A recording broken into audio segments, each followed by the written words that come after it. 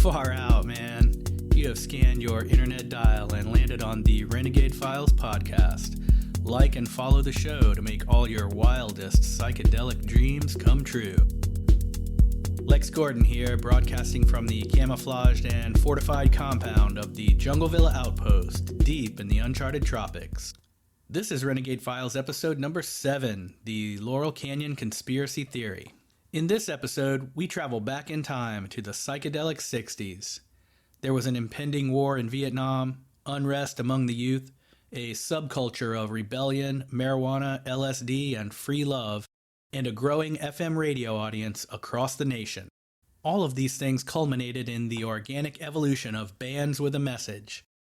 Songs of anti-war and peace filled the airwaves as musicians and poets, after years of dedication, touring, and long studio hours, finally got their due because the enlightened youth demanded it. Or is that really how it all happened? Is it possible that the musicians of Laurel Canyon in the 1960s and 70s were part of a greater plan to put a harmless voice on the counterculture while dressing the serious anti-war sentiments of respected academics in hippie clothing, long hair, and drug-addled ramblings? Could the 60s counterculture have been a contrived creation to repulse the conservative everyman in America and retain support for the conflicts in Vietnam? Tune in, turn on, and find out. Together, we'll look at all the facts, the connections, and the unlikely chains of events that created some of the most enduring songs and imagery our country has ever known, while at the same time laying the undeniable groundwork for what has come to be known as the Laurel Canyon Conspiracy Theory. The Laurel Canyon Conspiracy Theory. The Laurel Canyon Conspiracy Theory. The Laurel Canyon Conspiracy Theory. Conspiracy Theory. Conspiracy Theory. Conspiracy Theory.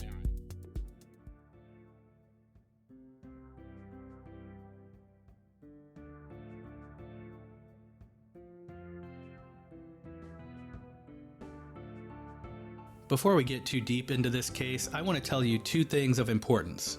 First, naming this episode was a challenge because there's so much going on here. If I could use as many words as I want to name this episode, it would be called something like the 1960s Laurel Canyon music scene anti-war movement as a contrived government intelligence controlled operation PSYOP. Too long? In the end, I decided to go with the simple approach and call it what it is. The Laurel Canyon Conspiracy Theory.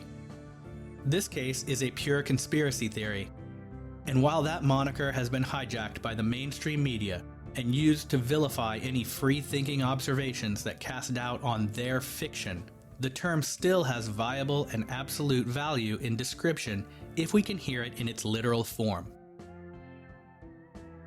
In this case, we have a theory. Theories are useful. Gravity is a theory. Evolution is a theory. Dark matter is a theory.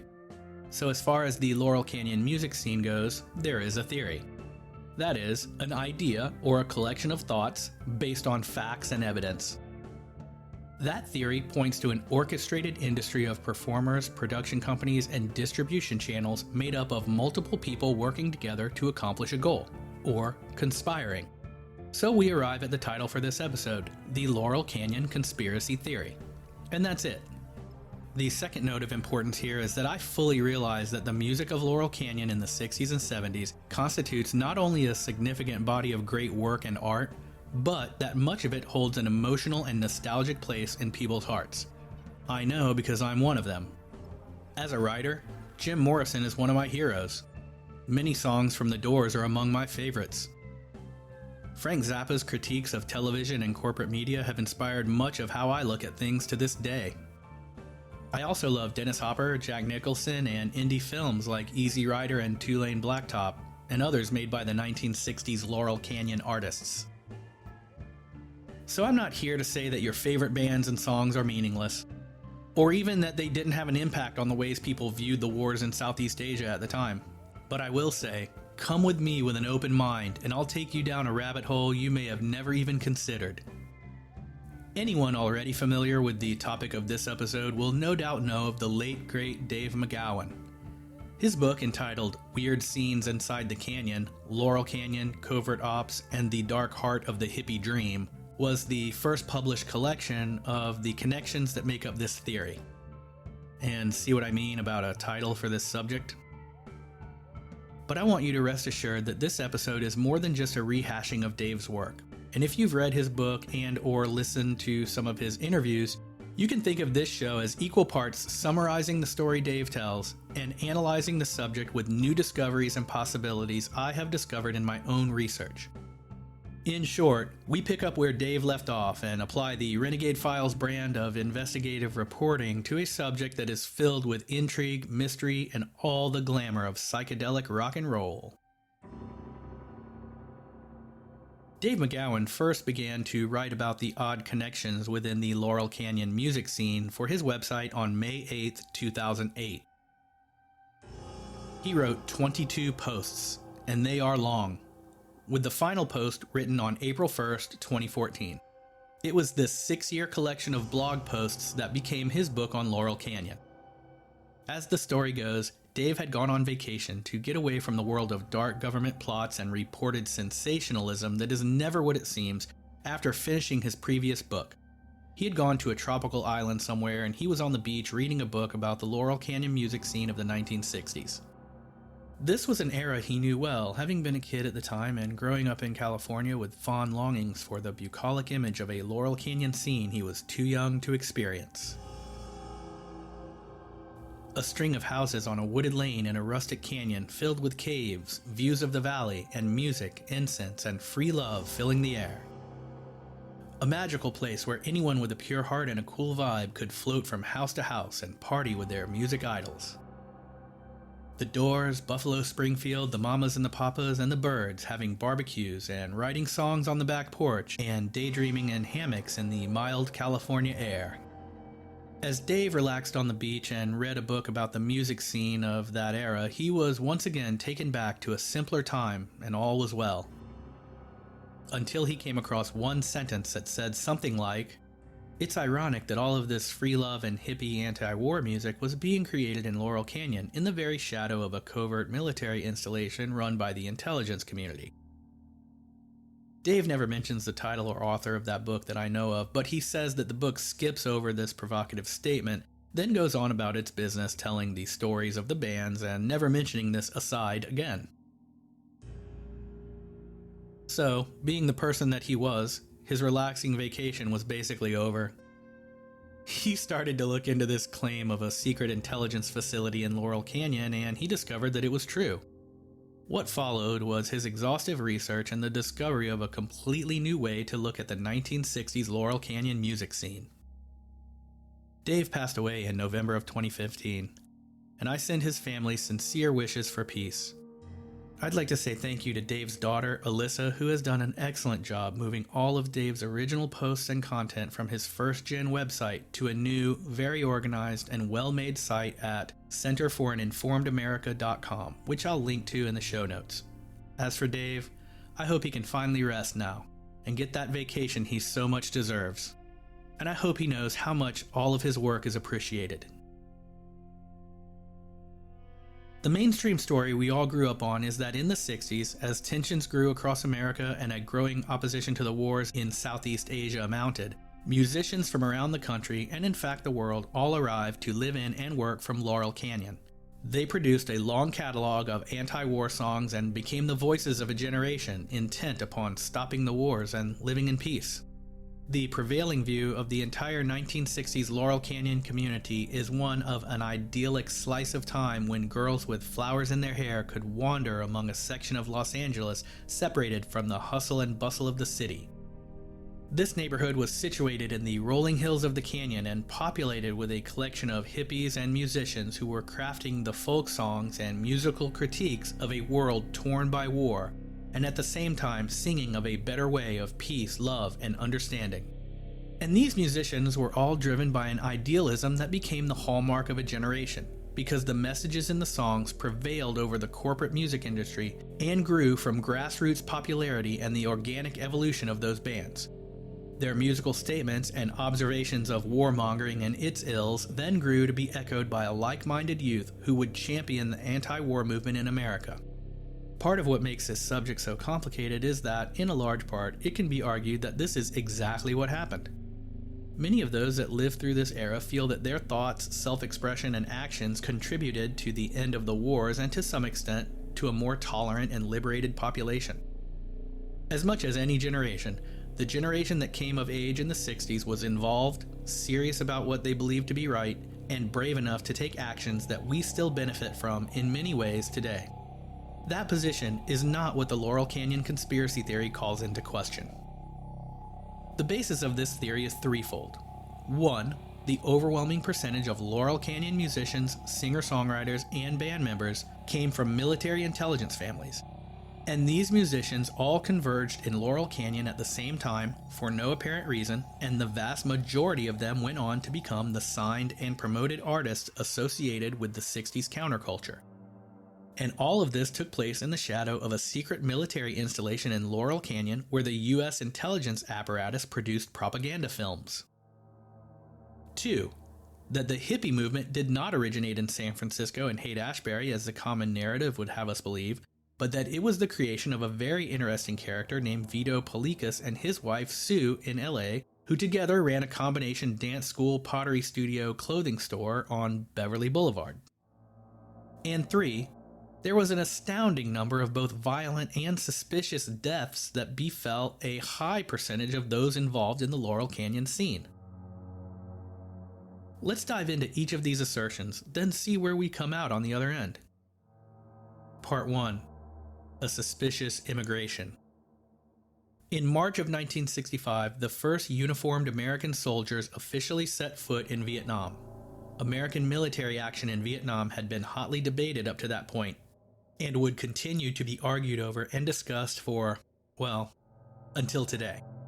Many in the country at that time opposed sending troops to Vietnam, but there was a powerful contingent intent upon doing so, not the least of which was the military-industrial complex that President Eisenhower had so directly warned us about just 5 years prior in 1961. I'll link to that speech in the show notes so you can hear it for yourself or read it again, because it's powerful and important.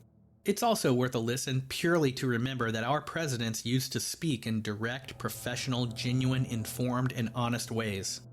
And a very convincing argument can be made that one of the last presidents to speak with such candor, President Kennedy, was killed by the very machine that escalated this war in Vietnam. Particularly when you understand that Kennedy was publicly and vocally intent upon ending the conflicts in Southeast Asia and bringing all of those troops home. But the military-industrial complex was only one group in a long list of enemies that the Kennedy White House had, and that spiderweb of cloak and dagger mystery is well more than enough for an entire series of Renegade Files episodes. And these situations are just the tip of the political iceberg that made up the American climate throughout the 1960s. So if an interconnected system of government, military intelligence, and private hardware manufacturers did conspire to change the very leadership of the country to accomplish their strategic political goals abroad, is it so hard to imagine that those same forces might, at the same time, proactively create a benign domestic controlled opposition to serve as a distraction from any and all legitimate criticism and actual financial barriers to the fulfillment of their war plans? In the early 1960s, there was no national music infrastructure in Los Angeles. If you were a striving or even an established musician, you would go to either Nashville, Memphis, or Detroit, Motown. Those were the recording and production homes of country, blues, jazz, R&B, and rock and roll. And at the time in America, that was the whole show. But coinciding with the first troops being sent to Vietnam in the spring of 1965, a long list of musicians, singer-songwriters, and aspiring band frontmen began moving into Laurel Canyon, a rural and rugged valley hillside just outside of Los Angeles. What came, almost immediately, was a flood of new music. David Crosby and the Byrds released their first album in the summer of 1965. The Mamas and the Papas album, If You Can Believe Your Eyes and Ears, came a few short months later in January '66. Then the debut album from Love in May of '66. Then Freak Out by Frank Zappa and the Mothers of Invention in June '66. Then Buffalo Springfield's album with Stephen Stills and Neil Young in October of '66. Then The Doors' self-titled album debuted in January of '67. That's quite a burst of not only creativity and music creation, but of label signing, record production, and radio promotion. And out of a location with no real pre-existing music industry. So, let's meet some of the Laurel Canyon musicians and learn a bit more regarding where they came from that we may not have heard about on American Bandstand. And before we do, let me reiterate that I love a lot of these bands, and I'm not discounting any of their music or even the very positive impacts they had on generations of people. So, here we go. Perhaps the most well-known military connection to the Laurel Canyon scene comes in the form of the Lizard King himself. Jim Morrison's father was Admiral George Stephen Morrison, who, in August of 1964, was in command of the ships that allegedly came under attack in what came to be known as the Tonkin Gulf Incident. This resulted in the obviously pre-drafted Tonkin Gulf Resolution, and escalated the conflict without a declaration of war by Congress to deliver 25,000 soldiers with an average age of 19 to the jungles of Vietnam. Frank Zappa, the de facto leader of Laurel Canyon in many ways, was the son of Francis Zappa, who was a chemical warfare specialist at Edgewood Arsenal. Edgewood Arsenal also comes up in any research done into the MK Ultra program. Frank Zappa's manager, Herb Cohen, was a former U.S. Marine who came to Laurel Canyon after a stint in the Congo at the same time that the CIA was removing Prime Minister Lumbamba from office, to put it politely. Zappa's soon-to-be manager was either helping the CIA get to Lumbamba, or supplying Lumbamba with arms in defiance of the CIA, and either way, that's not exactly the sort of prerequisite you would expect for someone wanting to become a rock and roll band manager. Frank Zappa's wife, Gail, came from a long line of career naval officers, including her father, who worked on classified nuclear weapons research. Zappa's wife Gail had been a secretary for the Office of Naval Research and Development before arriving in Laurel Canyon at the same time as one person she actually attended a naval kindergarten with, Jim Morrison. Frank Zappa is quoted as saying, "The illusion of freedom will continue as long as it's profitable to continue the illusion. At that point where the illusion becomes too expensive to maintain, they will just take down the scenery, they will pull back the curtains, they will move the tables and chairs out of the way, and you will see the brick wall at the back of the theater." Papa John Phillips of the Mamas and the Papas was the son of U.S. Marine Corps Captain Claude Phillips. John Phillips went so far in military school as to be accepted to the U.S. Naval Academy at Annapolis, although he never went. John Phillips was married to Susie Adams, a direct descendant of founding father and second American president John Adams.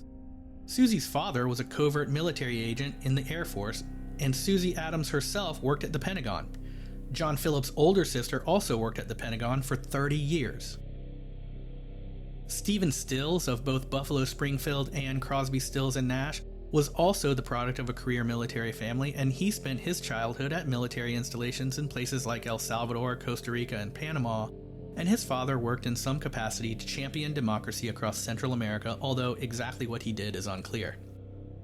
David Crosby, whose full name is David Van Cortlandt Crosby, and who founded the Byrds as well as the band with Stephen Stills, is the son of Annapolis graduate and World War II intelligence officer Major Floyd Crosby. David Crosby is also the product of two very powerful families, the Van Cortlandts and the Van Rensselaers.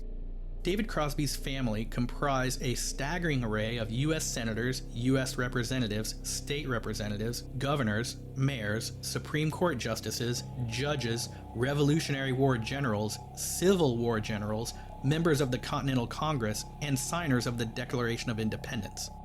Included in this impressive lineage is David Crosby's direct descent from both Alexander Hamilton and John Jay, both founding fathers and authors of the Federalist Papers. All three members of the band America, Gary Beckley, Dan Peek, and Dewey Bunnell, were from military intelligence families. America is one of my favorite bands, by the way, and the source of one of the most beautiful and harmonic collective voices in the world. Beckley's father was the commander of the West Ruislip Air Force Base near London, and the other two members of the band had fathers serving under Beckley on that base, which is where the guys in the band met. Graham Parsons, who played with the Byrds and formed the Flying Burrito Brothers, was the son of Major Cecil Connor, a decorated bomber pilot who flew over 50 combat missions. Graham Parsons' mother's family was one of the wealthiest families in Florida, and they owned as much as 1/3 of all the citrus groves in Florida at one time. And these musicians and their bands all moved to Laurel Canyon within months of each other. All started bands that very quickly were signed and promoted as the voices of the counterculture anti-war movements, and they all started to play in a string of nightclubs and bars that sprung up along the Sunset Strip in West Hollywood. Another aspect to this scene was the group of young actors and actresses known as the Young Turks, which included the likes of Dennis Hopper, Sharon Tate, Peter and Jane Fonda, Bruce Dern, and others. Many of these actors also moved to Laurel Canyon. These actors were widely publicized as frequenting the Sunset Strip venues where the emerging folk rock heroes were playing every weekend night. This publicity drew large crowds to fill the clubs, as many hoped to rub elbows with the popular young movie stars of the day. So who were they? Bruce Dern's godparents were Eleanor Roosevelt and Adlai Stevenson, and his uncle was a Skull and Bones Society member who worked for the Roosevelt administration. Peter and Jane Fonda's father, Henry Fonda, was a decorated U.S. Navy intelligence officer in World War II and was once married to a descendant of the Rothschilds. Dennis Hopper's father was an intelligence operative with the OSS, even though he is described as a farmer in some Hopper biographies. Sharon Tate's father was Lieutenant Colonel Paul Tate, a career U.S. Army intelligence officer.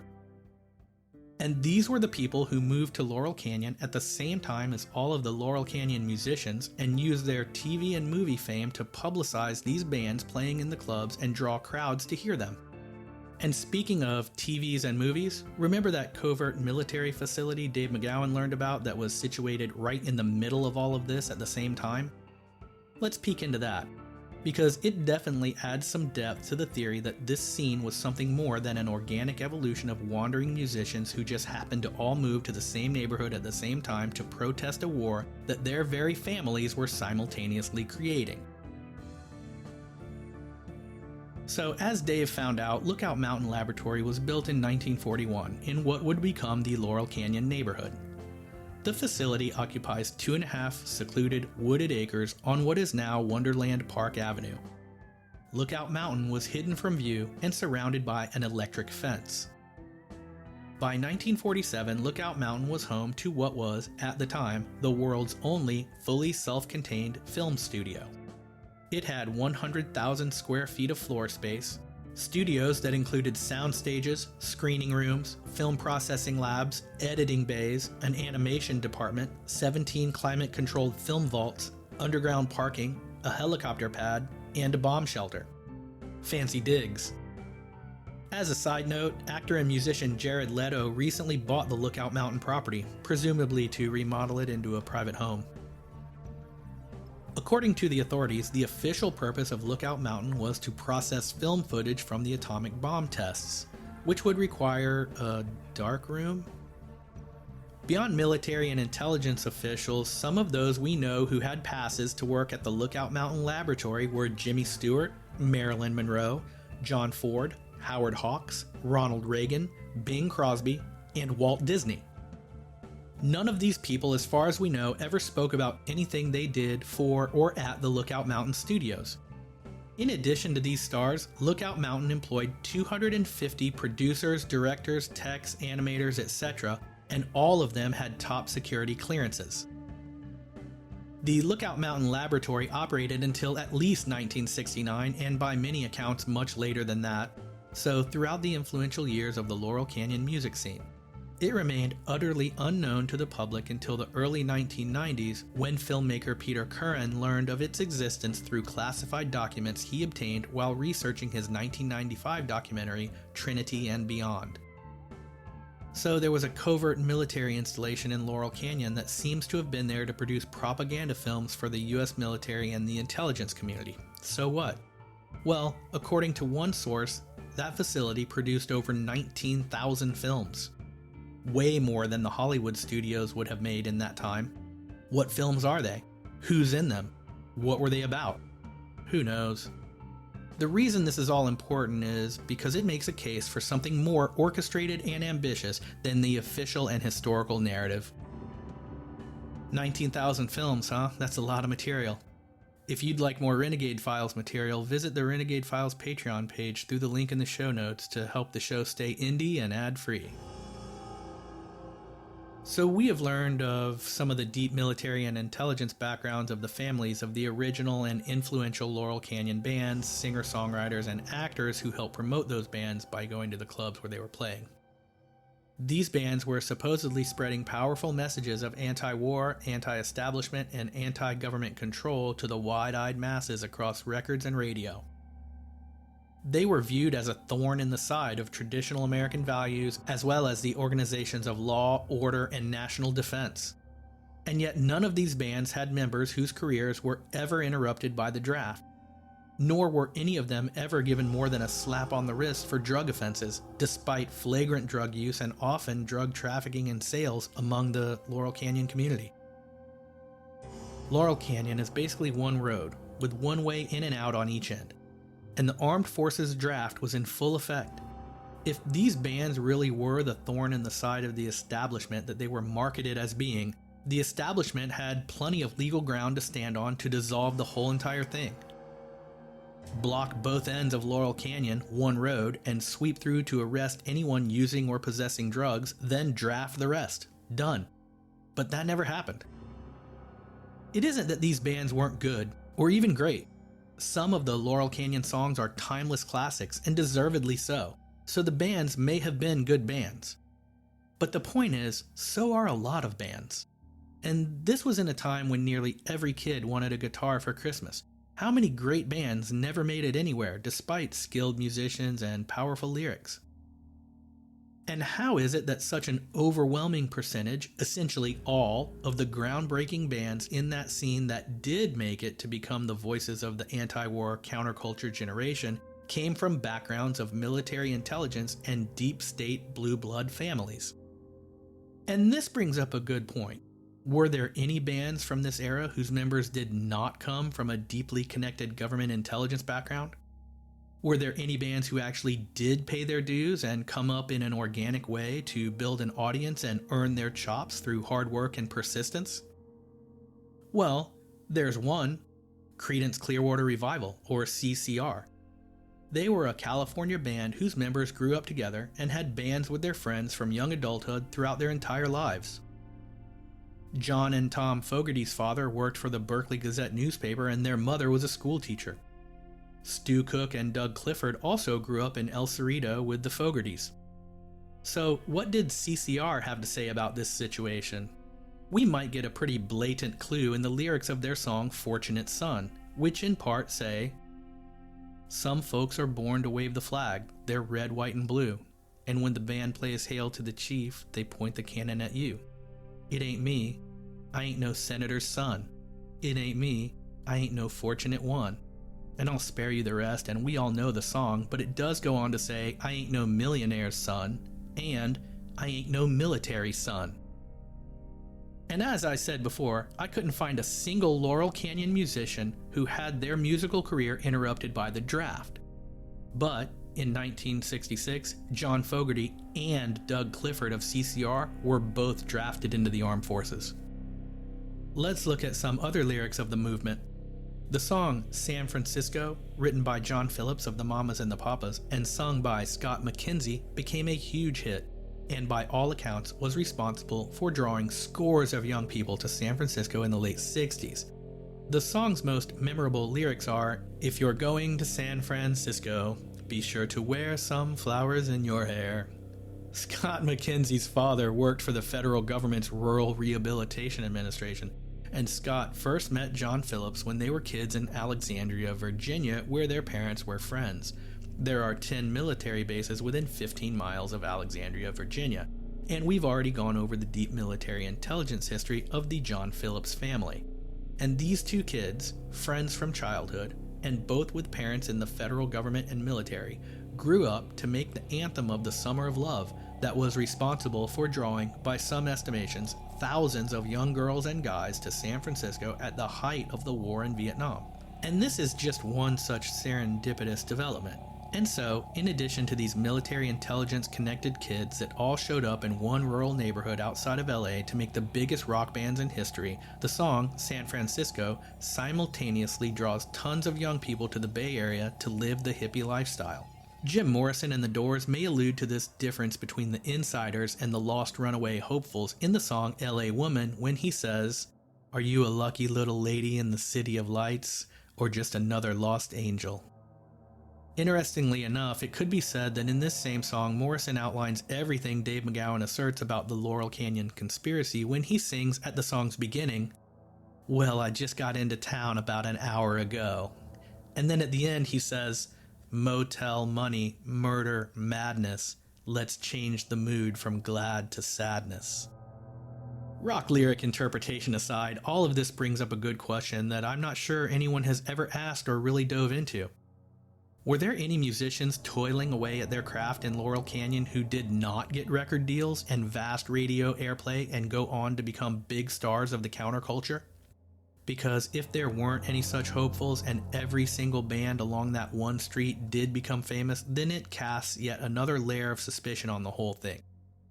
There were a lot of musicians moving around in the scene, and some of them were in bands that split to form other bands, and those bands went on to great success while the previous bands didn't, but that's not what I mean. I'm talking about someone who, try as they might, could never get a break. Isn't that a pretty common story in the world of music? And I bet you might even know of a good band that just never got their due, but were more talented than others who did. Search as I might, I could only find one singer-songwriter who tried and failed in the Laurel Canyon scene. Neil Young said, of this one failed musician, quote, "He was great. He was unreal. Really, really good. He had this kind of music that nobody else was doing. I thought he really had something crazy. Something great. He was like a living poet." That's pretty high praise coming from Neil Young. Can you guess who he was talking about? Charlie Manson. And there's also the story of Dennis Wilson from the Beach Boys letting Charlie Manson move into his house over a summer and going on to steal one of Manson's songs, a stunt that caused Manson to leave bullets in Wilson's bed as a threat after finding out that Wilson had renamed the song and given himself credit for writing it. But after reading about it, I think that Dennis Wilson's inviting Manson to stay at his house had far more to do with the harem of girls Manson had in tow than it did with Manson himself. And we know why Charlie Manson never went on to become a folk singer hero. He went on to do other things. As a side note, Manson never actually killed anyone himself. He was a criminal from an early age and spent a full 50% of his life behind bars before the 1969 murders he instigated. And he was just one more character in the Laurel Canyon scene of peace, love, and understanding. And an equally important question is this. If that happened today, would Neil Young and Dennis Wilson be canceled, deplatformed, and excommunicated from the entertainment industry for previously praising a psychopath who turned out to organize the murders of 7 innocent people in order to start a race war? Think of the great things Neil Young and the Beach Boys went on to do.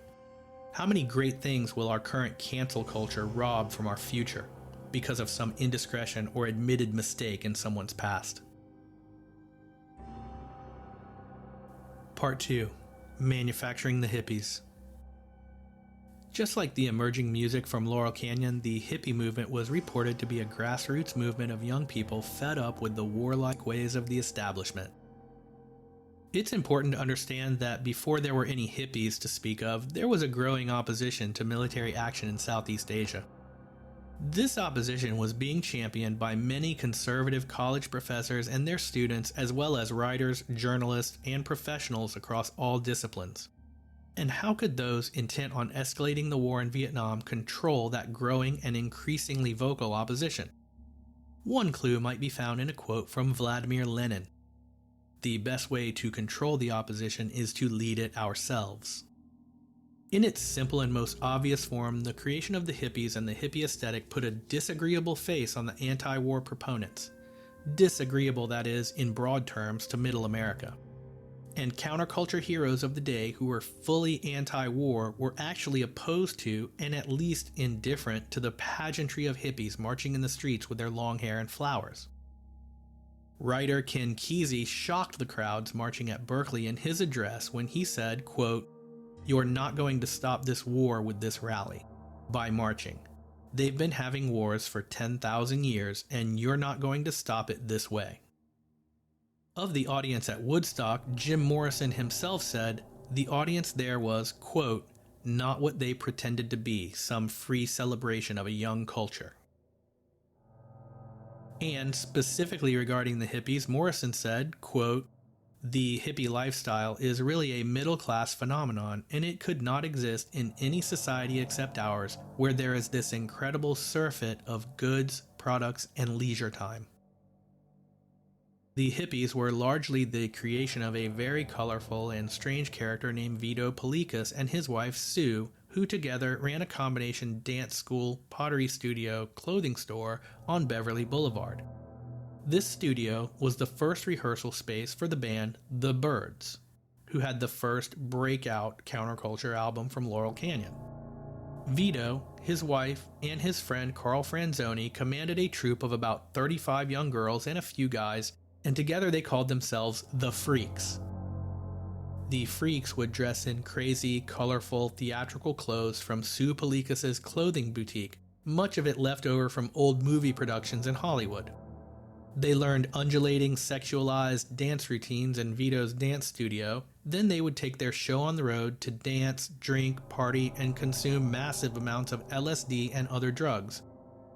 This spectacle was, as much as the Young Turks movie stars, responsible for drawing crowds to the clubs where the Laurel Canyon bands played.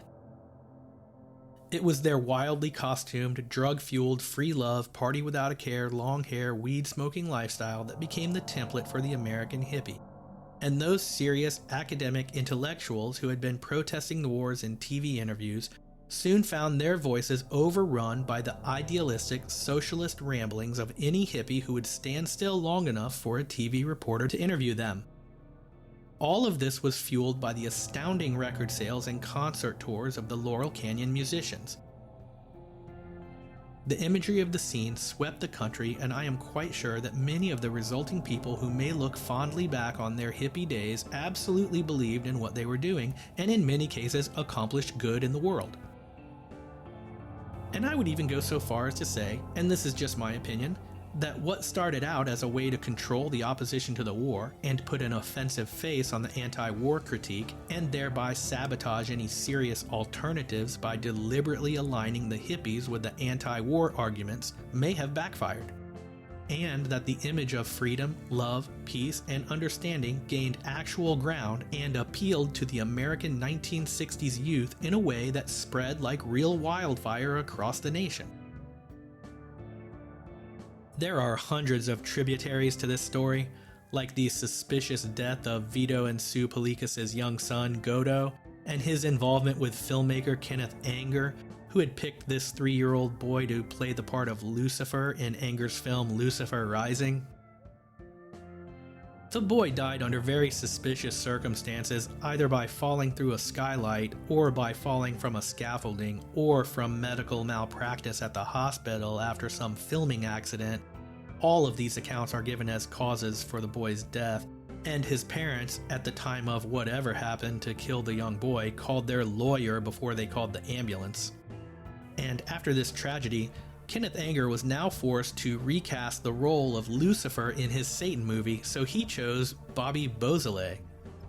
Beausoleil was a Manson family member who would go on to be sentenced to death in California for killing Gary Hinman in one of the Manson family murders.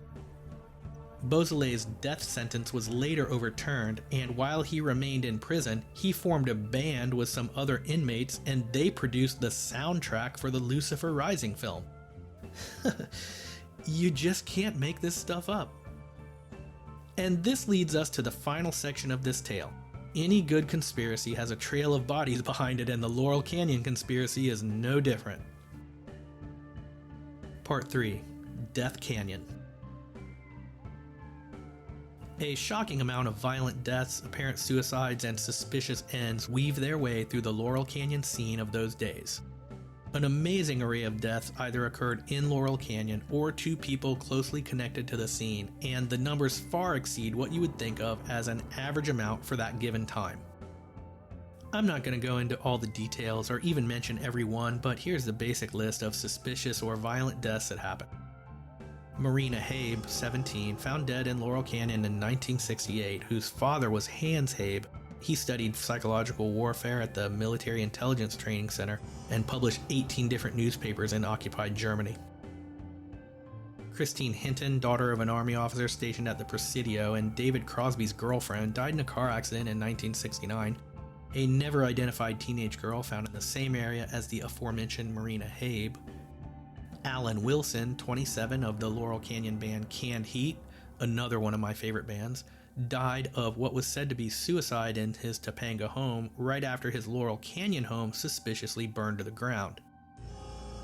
We know about Jim Morrison. Brandon DeWilde, a young Turk actor, died in another car crash. Christine Fricka, a nanny in her 20s for Frank Zappa's daughter Moon Unit, died in 1972 of a supposed drug overdose. Danny Whitten, guitarist for Neil Young's band Crazy Horse, died also of an overdose in 1972. Bruce Berry, brother of Jan Berry of Jan and Dean, and a roadie for Crosby, Stills, Nash & Young, died, also drug overdose, 1973. Clarence White, guitarist for the Byrds and who had immediate family employed at Edwards Air Force Base, was killed by a car while he was walking down the road in 1973. Graham Parsons overdosed in 1973. Others from the scene who had untimely deaths: Mama Cass, Amy Gossage, Tim Buckley, Phyllis Brown, Bobby Fuller, Janis Joplin, Dwayne Allman, Barry Oakley, Phil Ox, and the unfortunate victims of the Manson family murders. Now yes, people die. It may be the one thing we all have in common. And a lot of those were drug overdoses, and that does seem fitting for the time and place. But it seems like a high number of Laurel Canyon insiders met with untimely or at least tragic fates.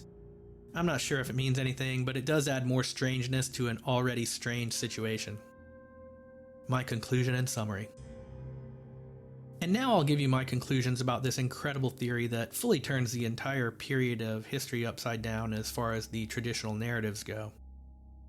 Thank you so much for listening to Renegade Files. Our shows are always free and ad-free, so you can help us stay that way by donating a few bucks on Patreon in exchange for even more Renegade Files content, like behind-the-scenes videos, bonus episodes, dark intel files research, and more. You can also support the show by visiting our merchandise shop and getting cool Renegade Files gear. All of these links are in the show notes and are easy to find at our website, therenegadefiles.com, also in the show notes. Groovy. So after hearing all of this, where do we land? Whatever you or I think about this, the songs we know and love are still there. Some of those songs are the best music our country has ever made. Many 60s Laurel Canyon bands are among my favorites. But it's healthy to look at things in a new way sometimes, and it's wise to not simply believe something because a huge media company tells you it's true. One way to look at the Laurel Canyon conspiracy is this. Imagine that you're a young man, and you have never before sang, played an instrument, or even really been interested in music, which is exactly how Jim Morrison described himself before coming to Laurel Canyon. And now, after being raised by a Navy admiral, you find yourself leading a band that is about to become the biggest name in rock and roll. And, just a mile down the road from where you've moved to do this, another guy, whose dad was a chemical warfare engineer, just formed a band that will be almost as big as yours. And that guy is married to a girl that left her job at the Office of Naval Research and Development to move into the same neighborhood. Oh, and you went to kindergarten with that girl when you were both kids on a Navy base. And the guy who manages that neighbor's band is a covert intelligence operative, and that manager's cousin also fronts a newly formed Laurel Canyon band on the verge of superstardom. And another band a few houses over from yours is led by a guy who attended military schools from the first grade through his acceptance to the U.S. Naval Academy at Annapolis. And within walking distance on the same road but in the other direction lives a guy, also starting a band, whose wife worked at the Pentagon before moving next door, is a descendant of President John Adams, and whose father is a military intelligence agent for the Air Force. And across the street from them is another guy, also starting a band, whose dad was an Annapolis Naval Academy graduate and a World War II intelligence officer. That aspiring musician lives in the carriage house above the garage behind a home where three other guys who just started a band also live, and each of those three guys' dads are all naval intelligence officers, and one of them the commander of the base where they all met. And all of these bands will immediately form, sign record contracts, and receive non-stop FM radio airplay for the next 60 years and probably beyond. And they will be the faces and voices of the counterculture who are opposed to the war in Vietnam, the same war that the military-industrial machine, populated by the rest of their families, is simultaneously creating. As that person, do you think all of this is a coincidence? And I'm not saying that these bands weren't talented, but so are a lot of bands. Isn't it at least somewhat suspicious that such an overwhelming percentage of the counterculture anti-war bands who were promoted as that voice came from deep state military intelligence and blue blood political families? And it has been suggested that these young people were simply rebelling against their military and high-ranking government official family members. That might be the case with a few singers of the day, but these people all showed up to live in Laurel Canyon, all arrived within months of each other, and all lived within walking distance of a secret military-operated propaganda production facility that no one even knew existed until the 1990s. Today, we know that our pop stars are manufactured by the entertainment industry. The newest young singer who arrives out of the blue with 123 million Instagram followers, 40 million views on their first YouTube video, and starts showing up on Ellen and Jimmy Fallon is an employee of Capitol Records or Columbia Records or Def Jam or whomever. Just like their albums, magazine covers, and TV interviews, their fame is created and promoted by professional project managers. If you think Lady Gaga makes a lot of money, how much money do you think Interscope Records and their parent company, Universal Music Group, makes? And when you hear that oft-repeated soundbite that such and such a pop star is an amazing business person, think about that for a second. That person is simply the icon, the logo as it were, at the top of a huge organization that includes music writers, producers, agents, graphic and fashion designers, marketers, writers, team leaders, managers, concert promoters, advertising agencies, corporate sponsors, distribution channels, media liaisons, production assistants, and on and on and on. Does it mean that Lady Gaga or Justin Bieber can't sing? No, they can, but a lot of people can sing. Those are just the people who have been selected from the many thousands who could have been to be the face at the front of the parade.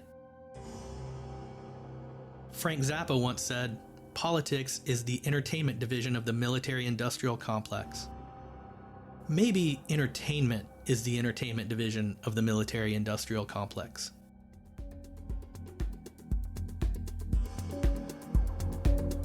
Wow, what a blast. I'm so grateful to have you join me here, and I can't wait to do it again next time. Be sure to follow Renegade Files wherever you listen so you can always be the first to catch the new episodes.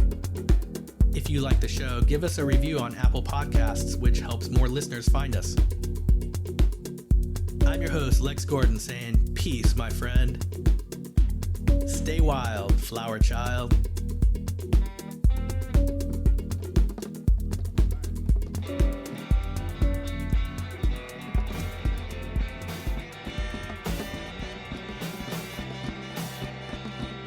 Once upon a time, you're just so fine, through the most of time in your prime. Did you? People call, if you win, dog, you're bound to fall, you thought you are. Did you? You used to talk about everybody that was hanging out. Now you don't talk so loud.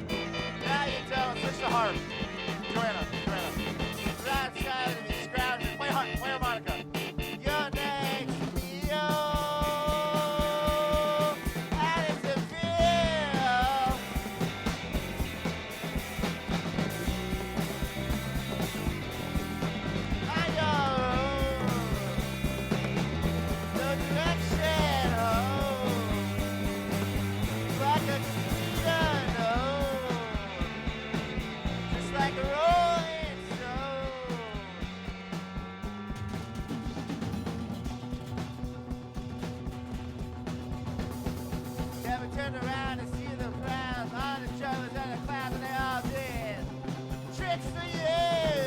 This thing can be loud, kind of, if you want. It can be a little louder than it should be.